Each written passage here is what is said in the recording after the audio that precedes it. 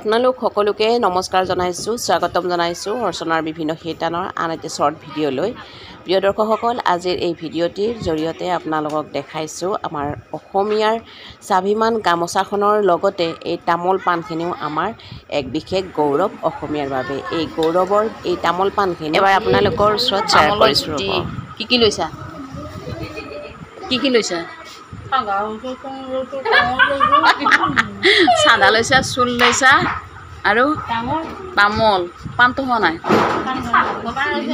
চাদা চুন নাই দে,